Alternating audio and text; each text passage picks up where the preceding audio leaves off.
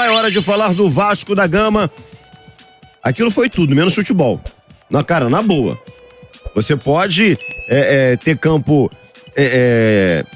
com postos aqui e ali, um campo de repente irregular. Infelizmente isso faz parte do futebol, principalmente no futebol brasileiro. Mas o que a gente viu ontem em Chapecó, cara, aquilo é porque a gente também não tem datas, né, livres. Mas se cancelar fosse, a partida e cara, adiar, né? Não tinha condição de ter jogo naquele piso. Não tinha, gente. O que é aquilo? Então, vamos lá analisar o que aconteceu ontem em Chapecó. Fala, Breno. Vamos lá, polo aquático, futebol de pântano, de lama, sei lá, né? Aquele gramado ontem da Arena Condá, assim, negócio lamentável. Ontem a gente teve o Coutinho titular, Coutinho jogou 45 minutos e o Payet mais 45. E aí pro segundo tempo, o Rafael Paiva até tentou soluções interessantes. O jogo ainda estava 0-0.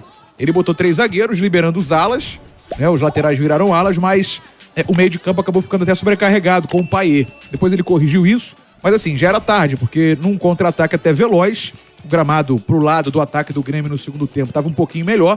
O Soteldo fez 1-0. O Maicon falhou no início da jogada e o Rojas não conseguiu desarmar o Soteldo. E aí o Soteldo fez 1-0. E o detalhe é que no primeiro tempo o Vasco tomou uma pressão monstruosa do Grêmio. Vamos ouvir o Rafael Paiva falando sobre esse momento, sobre essa derrota do Vasco ontem em Chapecó. Jogo muito atípico, né? Saiu demais do que a gente achou que pudesse controlar o jogo, né? A chuva, o estado do campo nos atrapalhou demais de tentar jogar, né? Então a gente sabia que era um jogo de disputa, né? De muita disputa, jogo de segunda bola, jogo que qualquer escorregão no meio ali gerava uma transição perigosa e foi exatamente isso que aconteceu, né? Numa cobrança de lateral, a gente tomou uma transição e tomou o gol. A gente sabia que o jogo ia ser condicionado muito em bola parada também. Eu acho que a gente teve algumas chances ali na bola parada que a gente não conseguiu concluir em gol. E é um jogo que sai muito do contexto normal, né? De novo, um jogo de muita briga, muita luta, muita segunda bola, mas a gente não conseguiu fazer o gol. Então tá aí o Rafael Paiva, o Vasco chegando a 2 derrotas seguidas, termina a rodada na 11ª colocação com 23 pontos. Não tem como a gente falar do que aconteceu ontem em Chapecó sem dar atenção especial para aquele...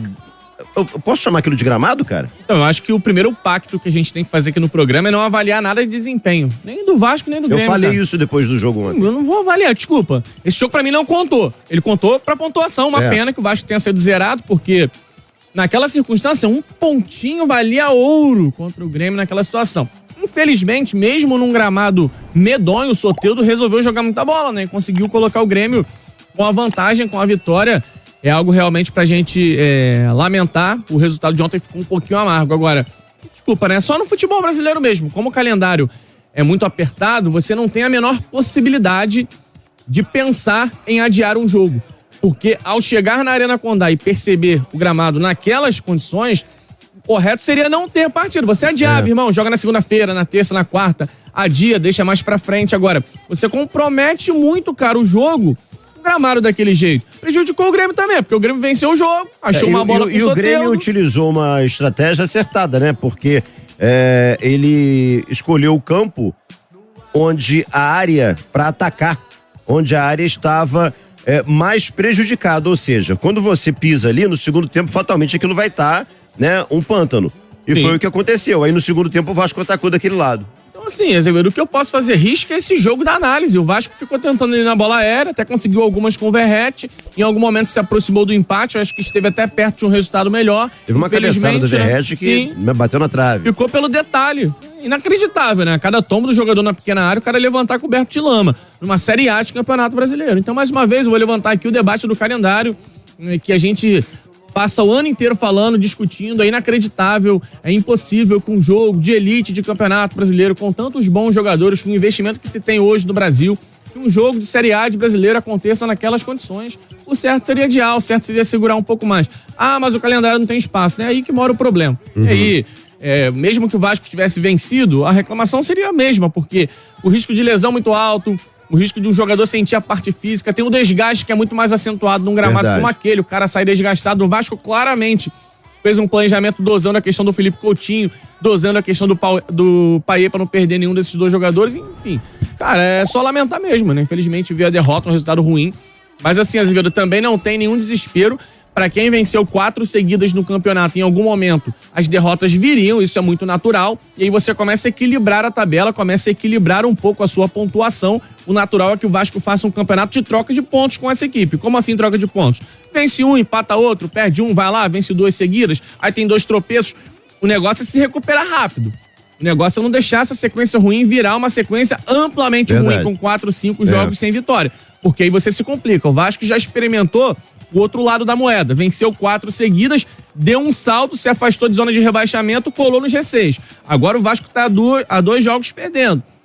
Se essa sequência vira 3, 4 partidas com derrota, o Vasco já se aproxima de Z4 de novo. O negócio é cortar isso o mais rapidamente possível, mas está tudo dentro de uma balança natural. Então, ao invés do Vasco vencer 4 jogos seguidos, o Vasco tivesse alternado entre vitória e derrota, estaríamos aqui tratando com naturalidade. É porque o Vasco venceu 4 e agora tá perdendo 2, a gente fica um pouco mais preocupado, mas eu acho que tá tudo dentro de uma normalidade no Campeonato Brasileiro. Eu, sinceramente, cara, pelo que o Vasco vem apresentando, eu acho que é o favorito para esse jogo contra o Bragantino em São Januário, né? Enfim, com todo respeito ao Bragantino, que é uma boa equipe dirigida lá pelo Pedro Caixinha, né? Que é o treinador. Mas eu acho o Vasco favorito para esse jogo. Eu concordo com você. Tem que retomar a sequência aí de jogo ideal para reagir, né, Azevedo? Porque vai ser um jogo em São Januário contra um Bragantino que não vive grande fase. O Vasco, ele tá acertadinho, por mais que tenha perdido 2 jogos. A gente percebe o Vasco com um bom conjunto, brigando, batalhando. E time limitado como o Vasco tem que batalhar, tem que ser organizado, tem que ser equilibrado. E isso o Vasco tem apresentado, independente das derrotas. Tem um ponto que fica difícil, eu acho, de analisar essa estreia como titular do Felipe Coutinho. Ontem ele começou jogando, o Payet voltou e entrou na segunda etapa por conta do gramado, né? Ficou difícil. Inclusive, até alguns lances ali que deu até uma agonia, um frio na espinha dos dois. Um no primeiro tempo, o outro no segundo, por conta dessa situação, né? Enfim, aqueles carrinhos perigosos de gramado molhado. Mas assim, deu pra ver uma tentativa até no segundo tempo do Rafael Paiva de dar um protagonismo maior pro Payet, que o Paiva colocou 3 zagueiros, mas acabou sobrecarregando o Payet no meio de campo. Ele tentou dar um protagonismo grande pro Payet nessa volta do Payet, mas assim, por que eu tô frisando tanto isso? Porque vem pela frente a Copa do Brasil com um jogo importantíssimo nesse meio, que é o Bragantino, e depois tem clássico. A gente acabou de falar do clássico com o Fluminense. Como que o Rafael Paiva vai utilizar esses dois? Seria meio a meio. Metade num tempo um, metade no outro tempo o outro. Porque as opções que o Paiva até buscou, por exemplo, sem o Adson segue sendo dúvida. O Adson, aparentemente, ele não vai ter sequência agora de retorno. Ele vai ficar fora para se recuperar de questões musculares. O Adson tá afastado, sentindo dores. O Rafael Paiva ontem testou o Emerson Rodrigues. E assim, na boa, mais uma vez foi mal. De novo. Mais uma vez foi mal. Mas beleza, tem um campo, tudo mais. Vamos esperar mais um jogo. Vamos esperar mais um. Ontem foi titular. Começou jogando no lugar do Adson, mas não rendeu. A outra opção, do outro lado, era o David. O David foi bem até. A gente falou dele ontem na transmissão. E o Verratti, que teve uma cabeçada na trave, né? O Verratti não conseguiu converter, tava 0-0 ainda. Então, assim, o grande ponto que fica pra gente projetar, já que hoje foi só regenerativo, amanhã é o único treino de manhã e já viaja à tarde pra Goiânia, onde na quarta-feira pegou o Atlético, é essa questão da formação do time. Como que o Paiva vai projetar o time de quarta? Ele vai tentar, mais uma vez, colocar o Coutinho num tempo, o Payet no outro, ou vai inverter, ou vai tentar colocar os dois? Hoje não deu pra saber, não deu pra apurar isso, porque foi só o regenerativo. Talvez amanhã a gente tenha alguma pista sobre isso. Ontem ele não conseguiu fazer isso, já que os dois ainda estão nesse processo aí de adaptação. E essas opções, que ele até tentou no segundo tempo, de dar um protagonismo até em excesso pro Payet, também não deu certo. De novo, gramado, péssimo, foi um fator, o Paiva falou disso na coletiva beça. No final das contas, o Vasco perdeu mais uma, em sequência, tá a 5 pontos do Z4. É um período para se ter atenção. Algumas opções não deram certo, outras têm potencial. Cabe a gente saber e projetar e olhar, o que ele vai tentar fazer, já que pro Vasco seria fundamental passar pelo Atlético, é o pior time do Campeonato Brasileiro nesse momento, para avançar de fase também na Copa do Brasil, Cantarelli. Tem 2 times da Série B na Copa do Brasil, mas o terceiro adversário mais fácil é o do Vasco. Isso. Então o Atlético Goianiense está na Série A, mas é o último colocado, né? Falar que do Goiás pro Atlético Goianiense hoje não tem tanta diferença nos plantéis, não. Não. Plantéis é muito bom, né? Plantéis. Eu tenho falado muito na Copa do Brasil, que é a esperança do Vasco pra buscar realmente algum título. É a única possibilidade, né? A Copa do Brasil. Mas pro Vasco focar 100% na Copa do Brasil, precisa de uma pontuação segura no Campeonato Brasileiro. A pontuação atual, ela é segura hoje, mas são 2 jogos já sem vencer.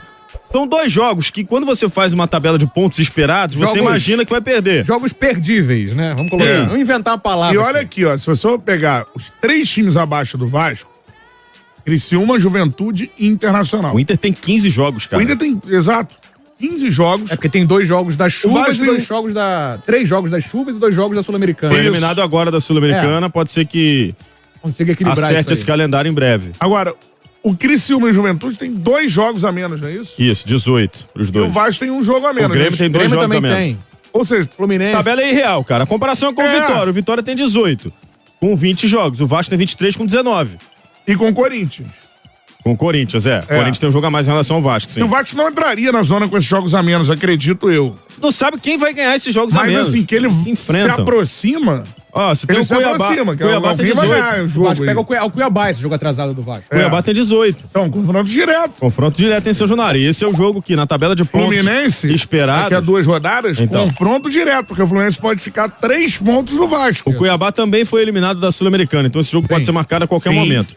Sendo marcado esse jogo, na tabela de pontos esperados, é um jogo que você espera 3 pontos. Vamos colocar naquelas datas de Libertadores agora, já que o Provavelmente. Vasco não tá jogando também. Então, não tá tão simples assim, não tá tão seguro assim. Que bom que o Vasco venceu aquelas partidas seguidas, as 4, Sim. tirou o Vasco da confusão. Mas ainda há um longo caminho a ser percorrido. O Vasco tem talento, tem qualidade pra isso. Acho que devagarzinho o Ele Coutinho fez vai... uma pontuação que deu aí uma pequena gordura, mas agora, com 2 derrotas consecutivas, a gordura já começa a diminuir.